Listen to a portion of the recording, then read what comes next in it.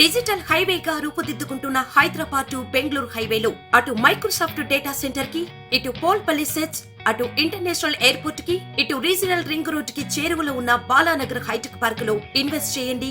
భవిష్యత్తు బంగారుమయం చేసుకోండి. Contact number 8500155255. చొక్కా చేతులు మడత పెట్టాల్సిన సమయం వచ్చిందన్నారు సీఎం జగన్. చంద్రబాబు ఆయన దత్తపుత్రుడు మాత్రమే కాదు, ప్రత్యక్షంగా ఓ జాతీయ పార్టీ, పరోక్షంగా మరో జాతీయ పార్టీ కూడా తమపై దాడి చేస్తోందన్నారు. వారందరితో తానొక్కడనే పోరాడుతున్నానని చెప్పారు జగన్. చంద్రబాబుకు ఓటేయడం అంటే సంక్షేమ పథకాలను రద్దు చేసుకున్నట్టే అన్నారు సీఎం జగన్. వాలంటీర్ల ప్రజాసేవ చూసి చంద్రబాబు, పవన్ కళ్యాణ్ కడుపు మండుతోందని చెప్పారు ఆయన.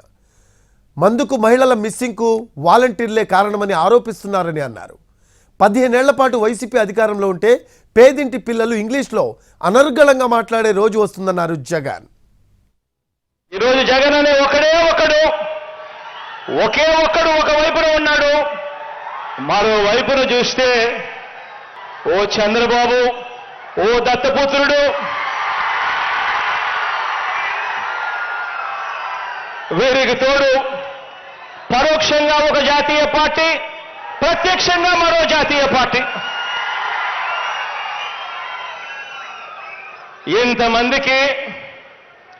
ఇంతమంది యుద్ధం చేస్తా ఉన్నది కేవలం ఒకే ఒకడు ఇటువైపున. లీడర్ అనేవాడు ఎలా ఉండాలి అనంటే, లీడర్ నోట్లో నుంచి ఒక మాట వస్తే ఆ మాట కష్టమైన, నష్టమైన ఆ మనిషి ఆ మాట మీద నిలబడతాడు అన్న నమ్మకం ప్రతి పేదవాడిలోనూ ఉండాలి.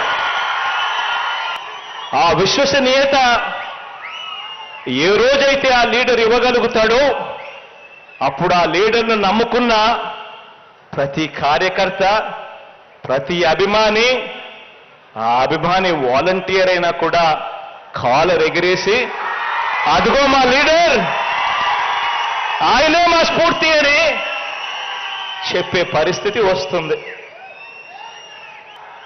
ఇక స్లీవ్స్ మడచాల్సిన సమయం వచ్చింది.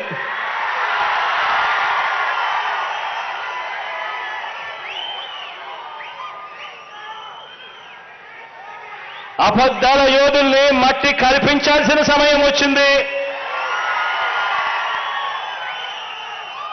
మీ మీదకు పదును పెట్టి మంచి చేస్తున్న ప్రభుత్వానికి అండగా నిలబడాల్సిన సమయం వచ్చింది.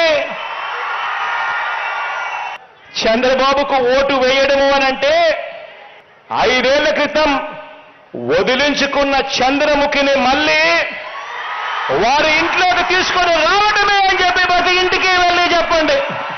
బాబుకు ఓటు వేయడము అనంటే ఈ సంక్షేమ అభివృద్ధి పథకాలన్నింటినీ కూడా రద్దు చేయండి అని మీకు మీరే ఆమోదం తెలపడమే అని ప్రతి ఇంటికి వెళ్ళి చెప్పండి.